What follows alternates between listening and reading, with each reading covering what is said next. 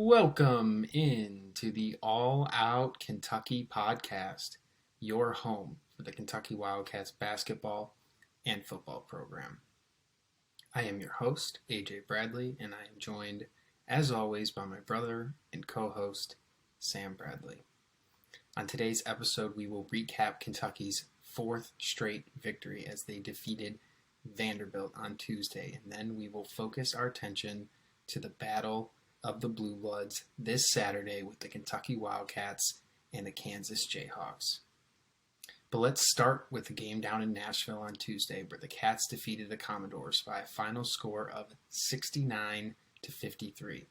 Another stellar defensive performance, folks. John Calipari's bunch was able to hold Vanderbilt to their second lowest point total on the season and almost 30 points lower than their conference average. That is 4 straight games playing defense and rebounding at an elite level and has translated to 4 straight wins. In the last 2 weeks, the Wildcats have gone from a fringe top 100 in defensive efficiency to back in the top 60. Tuesday night, they were able to hold the home team to 18 of 55 from the field and only 6 of 17 from behind the arc. Only 2 players scored in double figures, and Vanderbilt struggled to get open looks all night. While they did shoot over 90% from the free throw line, they were only able to get there 12 times in the game, which is much lower than their average. As I stated a minute ago, it was another dominating performance on the glass as the Cats won the rebounding battle 37-22. This has quickly become the identity of this team and one that can be relied on come March. When you look at the offensive side of the ball, this might have been the most balanced the Wildcats have been all season, with 5 players in double figures and a total of 17 assists as a team. It was a game you only saw 16 three-point attempts and 6 made, which was plenty during the game because they were able to get the ball to the basket anytime they wanted. It seemed like the Cats were living in the paint and Vandy had absolutely no way to stop it. Another component to this game is something that we have talked about in the past, and it's the importance of the quote-unquote middle 8, which is the last 4 minutes of the first half and the first 4 minutes of the second half. You cannot afford to lose both of those segments because it makes it very difficult to win the game, especially when you are on the road. Well, the Wildcats ended the first half on a 9-4 run and opened up the second half on a 12-3 run before the first TV timeout. So in those 8 minutes, the score was 21-7, and with 15 minutes left in the game, the Commodores found themselves down by 18. You absolutely love to see it. Sam, I want to bring you in here, and I ask you to break down the individual performances from the Wildcats, and then what were your biggest takeaways from this dominating performance on Tuesday night? Yeah, man, thanks for bringing us in there. Good to be back after another Kentucky Wildcats victory within SEC play. You love to see the growth this team continues to develop. It feels like we're stacking wins, but we're also stacking wins while each one is more in a resounding victory fashion, AJ. It feels like we're getting better and better and closer to maybe what our expectations were, AJ. So it feels good, but I don't want to get ahead of ourselves. We've got a huge opportunity in front of us come this weekend. So let's focus on the recap, obviously, of this Vandy team. And a team that, despite their overall record, now at 10-10 after their loss at home to the Kentucky Wildcats, is playing a lot better than their record indicates, AJ. And I think we recognize that. If you were tuned into the game, you could hear the announcer saying that it's not an easy task to beat this team. They love to score the basketball, AJ, and that's what stands out to me. I mean, to hold a team that's averaging over 80 points in SEC play to 53 is quite the feat, and it's extremely impressive. And when you ask me to break down the individual performances, it really does come from all the guys that saw the floor, AJ. They defended hard. I mean, the communication was on key. You got a lot of energy. I mean, we only finished with 2 blocks, but you finish with a handful of steals, a lot of deflected passes, a lot of clogged lanes, and just 4 shots, in my honest opinion, which was, very exciting to see. I think even against some of the better teams we've played, AJ, our defense has been progressing and getting better. But we've let teams, find their shot, and it's just more of our game strategy to not allow them to hit it. But, we talked about it, AJ. Their two efforts were going to be get to the rim, get to the line, and hit open shots. And when you break it down, I mean, did they get to the line? No. They went 11 for 12, was extremely efficient, but they only go to the line for 12 free throws, AJ. I think overall that's a victory when in the last 3 games prior they had gotten to the line over 20-plus times in each of those events. Then you got to look at their three-point shooting. I mean, they shoot 6 for 17. I think they would have loved to get over that 10 hump. Like if Vandy going into that game, AJ, said we hit 10 threes or more, we're probably in this game and we might even beat Kentucky. But to only hit 6, that's not going to be deadly enough to be able to run up the score on us. You saw at times Vandy couldn't really decide if they wanted to slow the game down or to play fast. And I think that's where, early in the game they said, let's slow it down. Later in the game they said, let's try to speed it up. But I think what Kentucky did well was just dictate the pace of the play, AJ, and that really threw Vandy and that offense for a loop because they could not quite find their rhythm at one point in the game. And it really shows, obviously, with the end score. I think the next biggest thing is we just didn't let them move the ball. They finished with 5 assists, AJ. That's hardly ever going to bring your team to a victory. So really stands out to me. And like we said, when we talk about individual performances, 5 guys on this Kentucky Wildcats team finishing over double digits, AJ. I keep having to say it, but I love what I'm seeing from Jacob Toppin, man. I mean, he finishes with 12 points. He's 6 for 7 from the field, AJ. That efficiency continues to grow. He gets another double-double and fights for 10 rebounds. And there was times, AJ, where I know Oscar fights for every rebound, but Jacob was stealing some rebounds and getting after it. And I was really proud of the effort that I saw from him. Oscar does what Oscar does best. He comes down with 15 boards, or 13 boards, I believe, 15 points, AJ. And the kid is just working as hard as ever. He's continuously getting double teamed and finding a way to impact the game. He finishes with a couple of turnovers, if I'm not mistaken, AJ. One or two. Which happened right at the beginning of the game.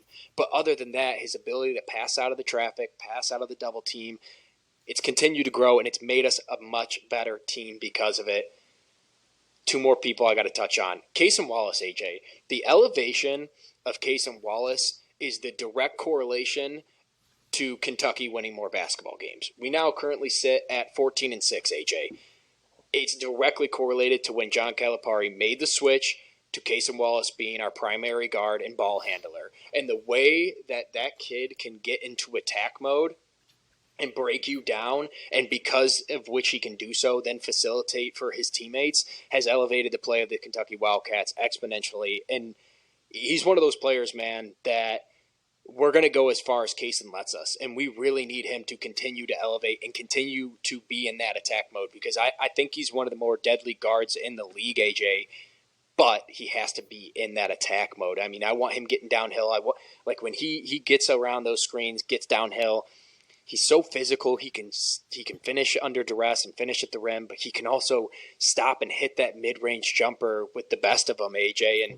And now he's learning to be that point guard, which he's never had to be in his life, AJ. So, John Calipari is trying to transition him, but now his ability to create for his teammates, he might, especially this game, not have finished with, a dozen or even a half dozen assists, but it's that constant, he creates a shot, it opens up that opportunity, and what we're becoming a better team is we're getting that next pass, AJ, that next extra pass. So he might have not finished with a handful of assists, but if you go watch the game tape, he was creating for others, and it was special to see.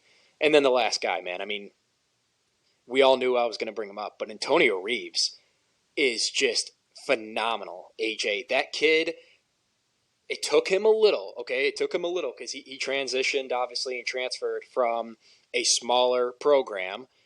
And it's taken him a little while to get used to the bright lights and the type of defense that he's facing. But he has quickly found his groove, AJ, now scoring again his 3rd straight game over double digits. He finishes with 16 points, getting, honestly, the looks that he wanted at will and making some difficult floaters. I'll give you some credit, AJ. You said his next step in his basketball game is to develop that floater because he's a deadly shooter and he can get you off the dribble and take you to the rack. If he could be that perfect threat at all three levels of the game and hit you with a deadly floater, he's tough to guard, and he is quickly proving it, AJ, hitting 3 floaters throughout that game, one of which was under double team duress and still knocking it down. 7 of 14 from the field, 2 for 5 from 3, AJ. Couple of rebounds, an assist. I mean, the kid is elevating this game, and I can't believe John Calipari isn't starting him yet. But, I know that's more of just a matchups type thing with, the size that we've been going up against and the physicality that we've been dealing with within SEC play.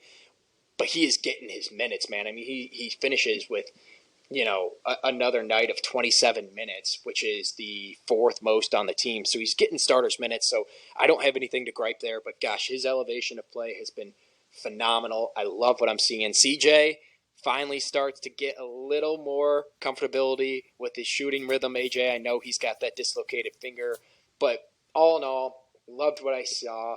The last person I got to bring up is our point guard, Severe Wheeler, AJ. I loved the energy that he brought to us. I mean, and we need it. I'm being honest. It's one of those games where I know we ended up winning by a resounding victory of 16 points, AJ, but there was times where you can't let a home team claw back into the game, especially when we're struggling to find baskets. I mean, we only finished with 69 points. It's not like we lit the roof off the place. So his ability to change the pace, to facilitate for his teammates, and bring that energy was special. And the one thing I got to read out to you, AJ, is his post-game quote after the game following the victory against Vandy. And he was asked about transitioning to this new role. And you've probably already seen this and heard this quote, AJ. But for our listeners, I thought this was pretty special because you and me have been, riding with our guy, especially during this difficult time as he transitions from, a 4-year starter to now a role player, if you will. And he says, quote, those guys who've been playing the past couple of games are the guys who've been winning games. That's the group that went and topped Tennessee. At the end of the day, we're at Kentucky. I'm playing with some really good players. Sometimes that's okay. You got to learn to live with that, and you got to learn to grow from it and be mature about it because those guys deserve to play as much as anybody else. Those guys are fighting in practice, working their tails off, paying attention to detail. They deserve it. Today, it was just my turn to kind of give us some energy. I did that. But you got to give all the credit to these guys because they were the ones who were with it and in it when I wasn't. I think that shows a ton of maturity and leadership from a guy that needs to continue to impact our play for us to do something special this year, AJ. And I mean, let's be honest. He might not be doing it in bunches. He might not be lighting the court up for 30 minutes a night, but his play is going to be extremely impactful. And we always talk about guard play is what wins you basketball games and what drives you deep into March. So we need him, AJ. No matter what, we need him. And I love the mentality. He's gotten over that hump of adjusting to his new role, and I think he's starting to really show that he can do it in multiple ways and still have a great impact on winning in the game and our team's overall atmosphere, AJ. So really liked what I saw from him. Some of the other guys were quoted about, the utmost respect they have for CJ. CJ said it, but for Severe. But just love what I'm seeing from this team. They're continuing to develop that continuity. They're depending on each other, trusting one another, and you're starting to see it paid off on the basketball court. But, the last couple of things, AJ, I'll say, and I'll pass it back to you. But when you asked me my overall takeaways, it's got to be what you opened with. I mean, rebounding, AJ. We have shown that we are probably one of the best rebounding teams in the entire country, and I have a stat for all of you nerds here. Kentucky has 14 wins on the season, AJ, right? We have won 10 straight games when we beat our opponent on the rebounding margin by 10 plus. So 10 of our 14 wins are pretty directly correlated with our efforts and efficiencies on the glass. So, it's definitely a bright spot for this Kentucky Wildcats team. I know it's led by Oscar Sheepway, but earlier in the year, AJ, we were a team that was struggling to rebound as a team. We were mostly making Oscar do all of the work. And as a machine he can't grab every single rebound, AJ. We needed Jacob. We needed our guards. We needed everyone to get involved. They have done so, and for it, you're seeing us win basketball games. And then the last thing that I've got to say was my key takeaway, and I already kind of touched on it, but it's our defensive effort, AJ. And it's more so the energy and communication that we're playing with, because I'm not kidding, AJ. 2 weeks ago, I'm sitting on my couch, and I'm rewatching that South Carolina game, and we couldn't guard anyone. We looked like a bunch of, pylons out there just getting ran over. And it was embarrassing. But our on-ball defending has elevated a ton, and it's because we trust one another, AJ. When you go back, what was happening is we're having constant defensive breakdowns because you don't trust the guy to do his job. So you're worried about his and your job. You're now watching our on-ball defending with confidence, which is great because the communication and the rotations are crisper than they've ever been because of that confidence and because of that communication and that trust factor. It's transcending all across all levels of our basketball court, and it's really starting to elevate our play, AJ. So I love what I see. But, again, beat a 10-10 now, but at the time, 10-9 Vandy team. I don't need to overhype this basketball team in Kentucky. But I'm liking what I'm seeing. That was definitely altogether the best 40 minutes of basketball I've seen. I'd have to ask you, AJ, do you care to argue, or do you think that was one of the better performances Kentucky's been able to stretch for the entirety of the 40 minutes? And if so, where do you think we best stood out that helped us get that victory? Yeah, Sam, it's all about the defense, man. Everything that we have done in this 4-game winning streak has been attributed to what we do on defense. And I thought we did another tremendous job. I mean, we outlined the game plan coming in, Sam. 2 guards, Ty Lawrence and Ezra Manjin. And we talked about the fact that they're not three-point shooters. They are going to try to take it to the basket at will. And they couldn't get there. They just couldn't do it. And so then you have 2 3-point shooters that were our main concerns, and that was Stute and Jordan Wright. And they go combined 1 for 12 from the 3-point line. So right there's your 2 biggest X factors on defense, and you executed those to perfection. And you do that plus the rebounding effort that's going on right now, and it's limiting the second chance opportunities that teams get. We're able to switch almost every position now. And the one thing, Sam, that me and you really haven't talked about a whole ton, but I got to bring it up. Let's go back to the beginning of the season, Sam. Oscar Tshiebwe was getting exposed on the high pick and roll. 100%. He couldn't defend it. And it's night and day now, Sam. Truly. It's completely shored up our defense. We understand what our assignment is every single night as a team. And they're going out there and executing it at a high level. And so this is the combination of doing those things, and these are the results that you start to get. And you're starting to see all of these pieces come together. And, I mean, Sam, you said earlier, Vanderbilt would have liked to get a couple more three-pointers, but I'll counter that and say, if you really think about it, they had one guy, Dia, who hits a couple, crazy threes. He was going nuts. Without those, Sam, this could be a 20-plus point victory. And so, I mean, you're splitting hairs at that point, but I think it paints a picture of how good the Kentucky Wildcats were on Saturday. And, the things that stick out to me outside the defense, Sam, and the way that we executed the game plan, how about John Calipari calling a timeout before the end of the first half, drawing up a play, and getting us a bucket? I mean, you are seeing the confidence, the swagger, all of the talent. This is what we had envisioned at the beginning of the season, Sam. This is the team. And you brought it up, Severe Wheeler. We'll keep talking about him. But, him and Coach Calipari and the other players touched on it. It's not, and we touched on it too. That's not an easy transition to make. And the kid's done it in a week and accepted his role and started to now thrive in it. And so that is another good sign of things to come, and it's all really starting to come together. I mean, sure, Vanderbilt's not the greatest opponent in the world, but they have been getting better, are a better team than what they have been the past few years. And like we said, Sam, you don't show up to play and you go on the road in the SEC, or even if you're at home in the SEC, and you get beat. So you got to come in and execute the game plan and play at a high level to win these games. And that is exactly what the Kentucky Wildcats are doing. And what's most promising about it, Sam, is the fact that now this is 4 games in a row. This is 2 weeks in a row now. And we're trending in the same direction, which is up. So there wasn't the hiccup in there, and there wasn't this ugly game where you thought, okay, is this really real, or like is this we just are playing really well for a couple games? I think you're starting to see the sustained success of what this team is right now and where it's going, and so that's got to leave all Big Blue Nation very happy, and the rest of the country.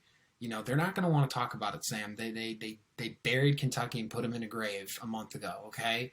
And nobody wants to talk about the fact that we were a preseason top 5 team, and we have all the talent in the world with the reigning National Player of the Year on our team, and they don't even want to, oh yeah, we're the first 4 don't get out. Back now on we're the train now. Don't get back on the train. Yeah, we don't exactly. need you. So 100%. But just add a couple things. But Sammy broke down the game very well, and that was really all I wanted to add. I mean, I guess the last thing I'll say is, quite a weird game, not like the normal Kentucky basketball games, not a lot of free throws, not a lot of fouls being called. So it went by really fast, Sam, and that's because there were none of those fouls called.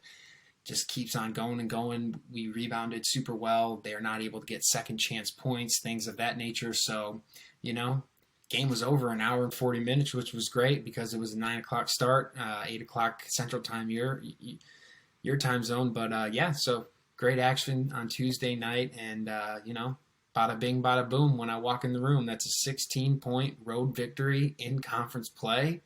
We're 2 games over 500 in conference, and Sam, I think it's time to dive in to the most anticipated matchup of all season for the Kentucky Wildcats when they welcome in Bill Self and the Kansas Jayhawks. It's no debate that these are 2 of the most historic programs in all of college basketball, with a combined 4,690 victories and 12 national championships. In fact, the Jayhawks are the defending national champion and will look to end the Wildcats' 4-game win streak and snap a 3-game skid of their own. The revenge factor will be real, as last season Kentucky went on the road to Allen Fieldhouse and handed Kansas one of their worst losses at home in school history. They will be looking to reverse the role and do something that not a lot of teams have been able to do, and that's win in Rupp Arena. Despite the 3-game losing streak, this is a Kansas team that still finds themselves with the top 10 national rank. Their only losses on the season have come to Tennessee, top 10, Kansas State, top 10, TCU, top 15, and Baylor, top 20. If anything, the really recent losses will provide them with more motivation to get back on track with a win. As we record today on Friday, Kentucky is anywhere from a 1-point underdog to a 2-point favorite, depending on where you bet. So we'll call it a good old-fashioned pick'em. Total on the game sits at 142.5 as of right now. And if you've watched Kansas play this year, you know that they play what most people would consider a quote-unquote small ball lineup, as all 5 players in their starting lineup find themselves between 6'1" and 6'8". In doing so, the Jayhawks have excelled both offensively and defensively, sitting inside the top 25 for both efficiency metrics. With their quickness and ability to switch defensively, they have been able to hold teams well below the national average in shooting percentage. They block shots and create turnovers at a high rate, which allows them to push the ball in transition and get the ball into their playmakers' hands. Offensively, Kansas has 4 different players averaging double digits, led by junior forward Jalen Wilson, who averages a cool 21.4 points per game. Sam, Can you break down this Kansas Jayhawks roster for us? And then I have 2 questions for you. 1, what are the keys on defense for the Wildcats in this game to slow down Jalen Wilson, Grady Dick, and the other players on the Kansas Jayhawks? And then 2, do the Kansas Jayhawks have an answer for the Big O? Because if they don't, this game could look a lot like last year. Yeah, I mean, you'll be able to hear it in my voice, y'all, but I am absolutely amped up for this matchup, AJ. It's going to be an incredible atmosphere in Rupp Arena, one of which I wish I was in attendance for. Unfortunately, I will not be, but it's going to be a special one, AJ. Like you said, 2 historic programs. Kansas, unfortunately, for the time being, the all-time winningest college basketball program. They've got us beat by 6 total wins current year-to-date, AJ, so we're nipping on their heels. All-time matchup, AJ, Kentucky taking the lead 24-10 wins. And the series, as of the Big 12 SEC Challenge, AJ, is currently at 2-2, this being the last scheduled matchup between the two. So, winner takes all in the Big 12 SEC Challenge, if you will, AJ. But it's going to be a special event, and I'm extremely excited. And nobody should be fooled, because just for the fact that Kansas is on a 3-game losing skid is no indication as to them trending in the wrong direction. They have lost 3 tough games, AJ. You said it. They have not lost to a team outside of the top 20. That KSU, as in Kansas State, loss, AJ, was on the road. They lose in overtime by 1 point. They had an opportunity to win it several times. TCU was a blowout. I think that's a hangover effect, and that's a good team, AJ. TCU is poised for a very deep run in March. And then you go over to Baylor, who, in my honest opinion, is one of the top teams in the entire country.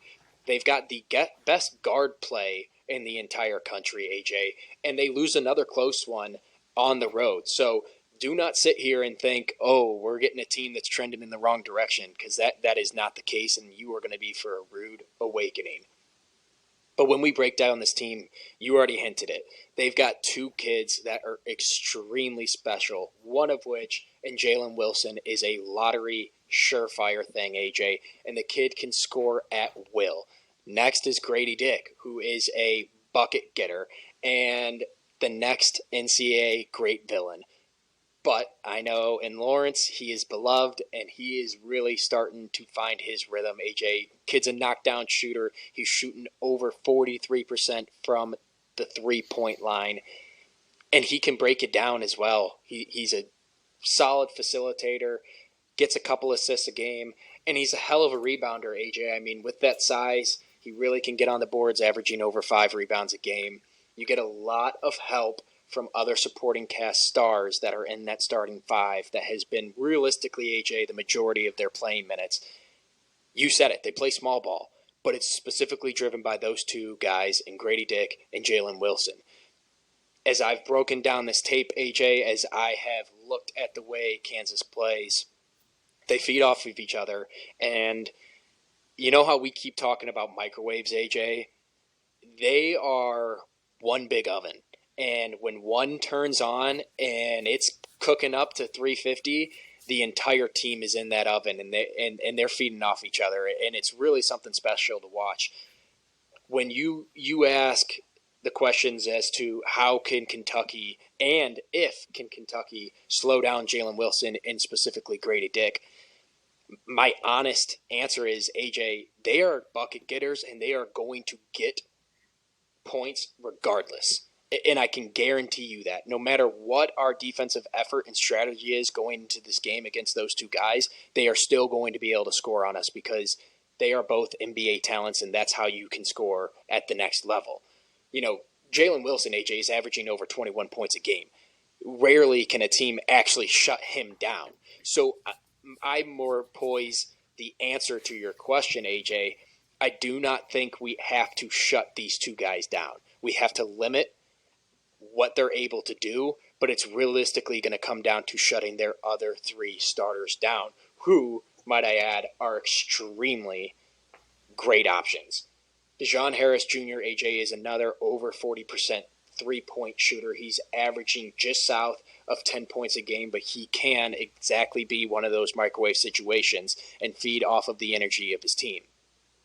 Then we move over and we got KJ Adams, AJ. He's their forward. He's averaging over 10 points a game, grabs a healthy amount of rebounds, and he really plays with some physicality down low. Like we said, they play with a small ball lineup, but do not think that this is a team you can necessarily push around. I'll get to your question on Oscar Tshiebwe, but it's going to be a hell of an opportunity for him. Defensively, AJ, this is going to be our best challenge yet. More so than anyone we've matched up against, because these guys are individuals that can break you down and they have late shot opportunities. When you play a team like this, you have to avoid the back-breaking possessions. And what I mean by that is you can't allow to have an amazing defensive effort for the majority of the shot clock and then get broken down with 5 seconds left and give up a tough basket. You fought too hard in that possession, and that's what this team is really good at doing, because they have late shot opportunities in Jalen Wilson and Grady Dick that can basically go get their bucket when they need to, AJ. What I'm challenging the Kentucky Wildcats, all five have to defend at an elite level, and we have to guard the perimeter. We can't let this team try to run up the score and run us out of the building, because they will do so, and they love to do it, AJ. We have to communicate, and like we've been doing the last couple of games, be willing to switch at all costs, because you cannot let them get free, because when they get free shots, they will kill you. Defense, defense, defense, defense, but more so in that defensive conversation, AJ, is exactly what I just broke down against that Vandy game. Rebounding.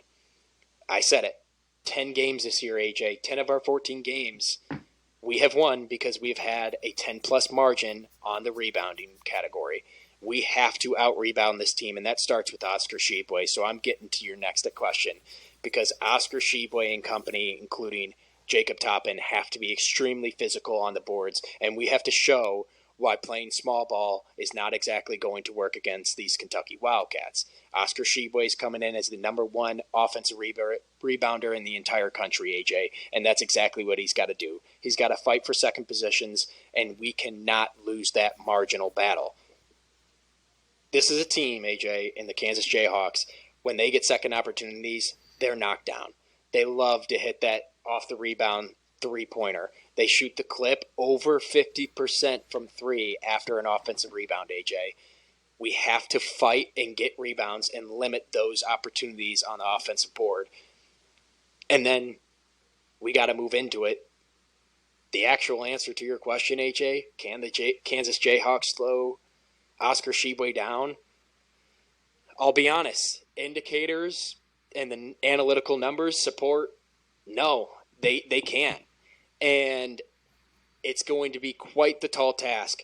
Kentucky's win against Vandy, despite the level of play of which Vandy is at a 10-10 team, was the most impressive win to me so far. The reasoning, AJ, is it was yet another way in which the Kentucky Wildcats found to win a game different than they have in the past. They only went to the free throw line, AJ, twice. They shot 2 free throws. They went 1 for 2, AJ. And no one thought that if we didn't get to the line, then we could win, AJ. And we found a different way to win. Again, Oscar Tshiebwe did not carry us in the points category, and we were still able to find a way to victory. That's what we're probably going to have to do against this Kansas Jayhawks team. They are going to have to try to double AJ, because they do not have anyone that can play one-on-one against him on the defensive end. So when they bring the help, Oscar has shown in the last couple of weeks, AJ, his ability to elevate his play and pass out of the double team is the reasoning why we're winning basketball games. He's going to have to continue that play. He cannot be turning the ball over offensively, and he has to take care of our possessions, because, let's be honest, Bill Self is smart enough. He knows that he cannot go up against Oscar Tshiebwe in one-on-one scenarios. He tried to do it last year, and look how it played out. One of the best performances I've seen live in my entire lifetime. I'm praying that maybe they test the waters again, but I would like to believe they are going to have to double him. So that's going to come to our rotation, our passing ability, and our finish under duress. Because once Oscar passes out of there, AJ, we can't let the ball get sticky. We got to keep it hot, keep it moving, and find the open shooter. I wouldn't be surprised if Kansas's game plan, AJ, is to clog the lane, to put Oscar in duress in doubles and triples situations, and make us settle for jump shots. I bet you they think that they can beat us if we're settling for jump shots because we are not the most effective shooting team. I will take that, AJ. I will take that. But that automatically requires our guards and CJ, Antonio, and Kaysen to elevate their play. And I'm looking specifically to two. CJ and Kaysen have to have a more effective night, AJ.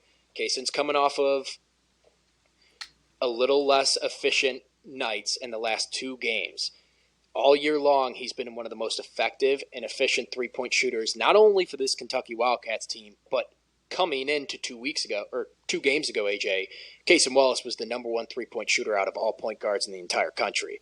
He needs to continue to be in attack mode and be effective. Don't be afraid to pull that trigger. It's almost, AJ, I swear, it's almost like one of those scenarios where John Calipari is screaming at Tyrese Maxey for the entire country to hear, "Shoot it, Tyrese!" Because, Kaysen, you got to have some faith, and you got to start being aggressive and shoot the ball because good things happen when you do. You can take us to that next level, and we need you to step up against this Kansas Jayhawks team that is dominated by their guard play. So, overall, it's going to come down to defense, rebounding, and keeping that ball hot when we're out there offensively, AJ. Don't let it get sticky. Do not get trapped because that's what they're going to try to do against Oscar Tshiebwe in the low post. But I still want the ball to go into Oscar, AJ, because good things happen when he touches it, and that's how we need to initiate our offense. Whether they bring the double team or not, that's how we need to start our offense. The last thing that I'm going to say before I pass it over to you, which will be kind of posed in a question, AJ, is, shoot, what kind of style of play do you want us to go to be able to keep a team in the Kansas Jayhawks a bay from a much-needed win after a 3-game losing streak? This is a team that has proven that they can shoot and play with the best of them, AJ. Their net efficiency KenPom rating for offense efficiency is just inside the top 25 at number 25. Their defensive adjusted efficiency is inside the top 20 at number 16, AJ. Every single national champion, except for 2 in the last 12 years, has had a top 20 offensive efficiency team and a top, I think, 30 defense efficiency team. This is the defending national champion and the Kansas Jayhawks. Where and what do we need to do? What kind of style of play do we need to package together to be able to get a home victory and one that can really help the Kentucky Wildcats resume come March? Yeah, Sam, I think for the Kentucky Wildcats, it's really just continuing to build upon what you've done the last 4 games. We talked about it at length there about the Vanderbilt game, but it's all built around defense and rebounding, Sam. And honestly, you go through the numbers and you start to dissect this game, and there's just one massive mismatch in this game, and it's rebounding. It really is, and it's because of what the Kentucky Wildcats have become over the course of the last couple of weeks. And I don't think that Kansas is going to have enough to be able to bang bodies for 40 minutes with this Kentucky Wildcats team. I'm not saying they're soft at all, but this is a different type of physicality that we play with and have been playing with in our league. And I know their league is great, but you see what we're doing to the teams in our league right now. I don't see why there's any reason why we can't out-rebound the Kansas Jayhawks like that. But it does open up one key area for me, and it's centered around Oscar Tshiebwe, Sam, and we talked about the mismatch that he's going to have on the offensive side of the ball. Now, they're going to have to make a decision. Do you want to double-team him? Do you want to play him straight up one-on-one with Grady Dick or Jalen Wilson? Be my guest, because they're not going to be able to guard him. So let's go back to last year real quick. With the amount of attention that they put on Sheboy, and they had McCormick last year, so he's a big body in there. But Sam, who was the one guy last year who got free because he was getting the looks at the free throw line and whatnot? That was Jacob Toppin. It was Jacob Toppin, but it was Keon Brooks, man. Keon Brooks ended with 25 points in that game. And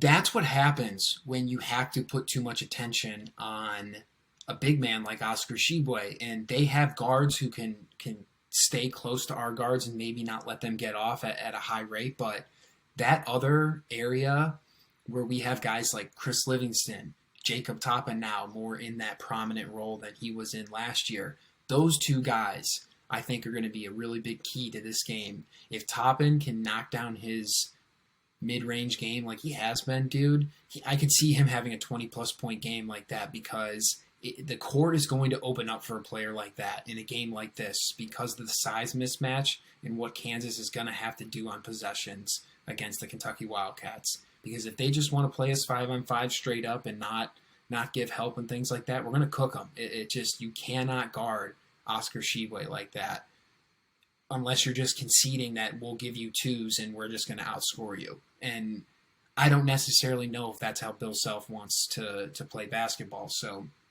that is one dynamic I'm really looking forward to. And then you flip it over, Sam, and let's talk about our defense, and more specifically, Oscar Sheboy is going to have to guard either Grady Dick or Jalen Wilson, and these guys are going to be able to break him down off the dribble from the three-point line. So you're going to have a conflict there on defense, and we are going to have to really understand our assignments and what we're doing out there, because that's a way that they can break us down, because they can spread out the floor and pull Oscar away from the basket. So you know that's what Bill Self is going to try to do. They're going to try to pull away Oscar from the basket, get him into a position where he has to guard a guy one-on-one, and because of their lineup and the way they play small, they don't need a traditional big man down low, so it's just like Oscar's going to have to figure out, and he's really going to have to lock in to his defensive game plan from the coaching staff on how do we want you to defend. And I would assume they're going to have to tell him, hey, they're going to pull you out, so you need to do your best to stay in front. You're going to have help from the weak side, and you just got to do your best to contain these guys without fouling. And Sam, I think you brought up a great point. It's Jalen Wilson's going to score. And Grady Dick has had games where he is a monster, and then he's had games where he looks more like a freshman at times, because he is, even though he's a great player. So I think the key is building your defense in this game around stopping Jalen Wilson, and then 1A is Grady Dick. And then the other three guys, McCullers, KJ Adams, and the point guard, why am I blanking on his name right now? But anyways, you got to make those guys beat you. Like, you can't let the big guys get going and let it trickle down to the other guys. So even if those guys are starting to get theirs in Grady Dick and Jalen Wilson, you can't let the other guys get going. And DeJuan Harris is an experienced point guard who can shoot the three ball well, like you said, Sam, and he is good at getting his teammates involved and running that fast break. So yeah. I'm just really intrigued at these matchups, because at times, Sam, you're going to maybe have a guy like Cason Wallace trying to defend Grady Dick or a Jalen Wilson. Yeah. And you know that Kansas is going to do everything they can to try to get the matchups that they want on offense, so they can break us down. And so we're going to have to communicate better than we have all season. We're going to have to help each other on defense as good as we have all season. And then we have to rebound the basketball. You cannot allow them to get second chance points. That's where this game, in my opinion, can be won for the Kentucky Wildcats. You do not allow them to get second chance opportunities, and then you capitalize on your second chance opportunities. And that's where you can start to pull away in this game. Because outside of that, Sam, it's a lot of the same with they're efficient on offense, we're efficient on offense. They're efficient on defense, we're becoming back up to that top level of defensive efficiency team. So, I think it's going to be one hell of a game. It is. And that's really where my whole focus is what does Bill Self do with defending Oscar Tshiebwe, and then what do John Calipari and the Wildcats decide to do on defense themselves to combat this small lineup that the Kansas Jayhawks are going to play. But, they're going to get favorable matchups because either way, they're going to get us put in situations where, we're giving up size because Cason Wallace, despite him being one of the best on-guard defenders in college basketball, getting switched on to Grady Dick or Jalen Wilson at 6'8", he's giving up size there. Or they're going to put us in scenarios where Oscar Tshiebwe, despite his size and length, he can't move the same way as Jalen Wilson or Grady Dick. So don't get me wrong, Bill Self will find creative ways to get this Kansas team into solid, favorable positions offensively, AJ. And we can sit here and stress about the X's and O's and the matchups that we're trying to get or not get put up against. But at the end of the day, AJ, it's a willingness to fight. We've talked about it all season, but every single guy, 1 through 5, on the floor at all times has to be locked in, communicate, and be willing to fight defensively, because I don't care if you're giving up size or if you're giving up athleticism. You got to fight, and you got to do it without fouling. This is a team, AJ, that moves the ball extremely well. Kansas averages over 17 assists a game. Let's be honest, that's some of the best numbers in college basketball, AJ. They move the ball well, and that's because, I'll keep saying it, they got shot creators. So you beat your guy, you don't settle for a jumper, you move it, and you find someone that's more open. It's going to be our ability to defensively rotate and communicate and fight, AJ, and I love the way you broke that down, but I know the matchups are going to be there all night, and both head coaches are going to be trying to find those matchups, but I hope the overarching theme that John Calipari is walking into Rupp Arena with for our Kentucky Wildcats is we got to worry about the matchups, but at some point you have to just fight. And I don't care who you are or who you're guarding, you got to guard with an intensity that you haven't had all season. Even more so than that Tennessee game, AJ, because that was some of the best defending I've seen, and we got to have even more. And the last thing I'll say, AJ, and it's the biggest X factor in the entirety of the game, is Rupp Arena is going to have 27,000, the number one attendance for 30 years running, and they are going to be going berserk, AJ. That crowd has to, at times, keep us in the game, or at times push us over the ledge. They've got to be engaged, loud, rowdy, and it's going to be so fun to watch. But this truly will be a top atmosphere in college basketball this season. I'm sure it'll be the number one watched college basketball so far, and I just cannot wait. But Rupp Arena and Big Blue Nation and the fans in attendance truly are an X factor, because it can make all the difference in the world. Look, Kansas got punched in the absolute jaw, AJ, when we were there last year. You don't think everything in their fiber wants to punch us straight back. Our home court arena, our turf, we've got to defend it, and we've got to prove that we can do so against a very good top 10 team, if not, arguably, in my opinion, I know they've lost a few, AJ, top 5 team in the entire country. So what an opportunity. Yeah, Sam, and I think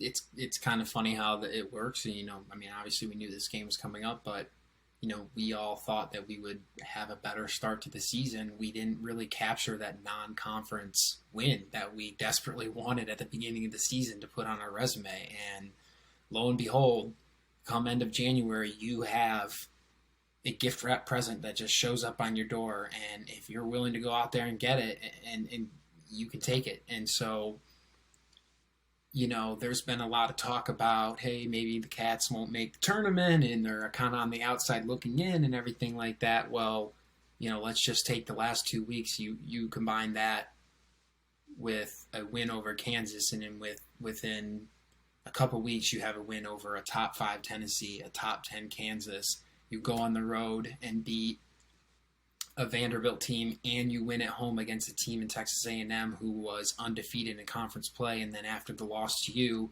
goes on the road and gets a win against an Auburn Tigers team. So, you're looking at a Kentucky Wildcats team who just went from outside of the tournament to potentially back close to the top 25, potentially in the top 25 come Monday if they're able to get this win. So it's an absolutely huge opportunity. And I got to say, I think the Kentucky Wildcats will be able to fight on Saturday. I can't guarantee a W, but I'll tell you one thing. They're not going to lay down, and it's going to be a battle on Saturday night. So if you're in the arena, go nuts. If you're at home, go nuts. The guys need you. They need the support, and we know that Rupp Arena will be rocking. Lexington will be rocking on Saturday. A huge recruiting weekend. There is going to be a ton of recruits on campus this week for football, all sorts of things.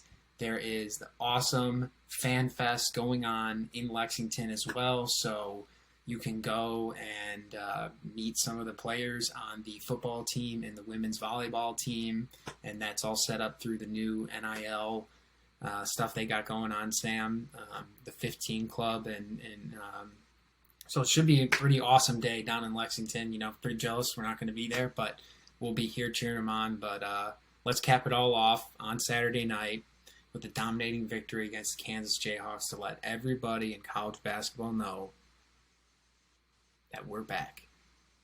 And John Calipari ain't going nowhere. And you're just mad because we go to your town and we beat your team. Isn't that right, Sam? Damn straight.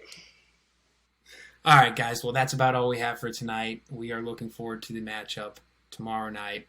We'll get the episode out for you all this Friday night. So, guys will have a day or so to prepare for the big matchup, break it all down with us, listen to what we have to say and our thoughts on this matchup between the Kentucky Wildcats and the Kansas Jayhawks. Sam, appreciate your time tonight. Appreciate everybody listening, and go Cats. See y'all.